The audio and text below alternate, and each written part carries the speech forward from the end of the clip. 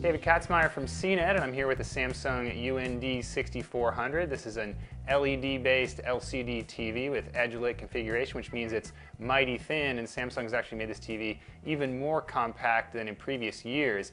It has this really thin bezel around the edge here, not quite as thin as the step-up models, but still pretty darn thin. It's less than an inch from the edge of the picture to the edge of the panel, and there's a transparent frame around the extreme edge that makes it look even slimmer. So all told, this is one very compact looking TV. It's also Samsung's least expensive LCD to include 3D technology. The company is throwing in 2 pairs of active shutter glasses, and additional pairs cost about $50 a piece. That's a pricing improvement for sure compared to last year.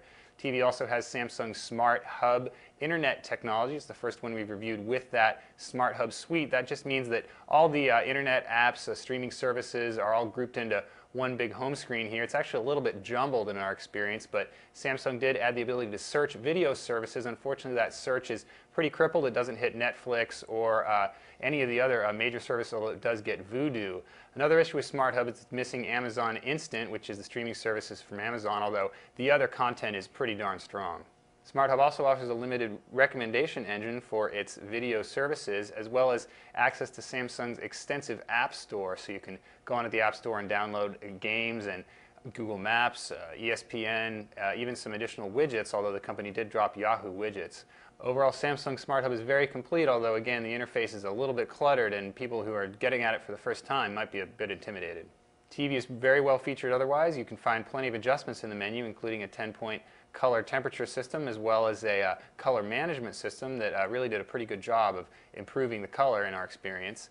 TV also has the full ability to adjust the de-judder processing, so you can go in and play around with things like judder and blur reduction to your heart's content. When you took the Samsung UND6400 into the lab, we were pretty impressed by its picture quality for an edge-lit LED. The black levels are pretty darn good, and color accuracy, at least the bright areas, is excellent, although we did see some blue creep into the darker areas of the picture. We also appreciated the excellent video processing, which handled 1080p24 well, and as an added bonus, this TV does 3D a lot better than it did last year. We're not sure if that's the glasses or the new panel itself or some combination, but it has less crosstalk and overall better 3D picture quality than its predecessors. The back panel on the Samsung has 4 HDMI inputs, which is pretty good, but the analog connectivity is pretty sparse. There's only one component video and one standard video input, and they require breakout cables to work. Samsung also throws in a PC input and 3 USB ports. That's a quick look at the Samsung UND6400 series, and I'm David Katzmeyer.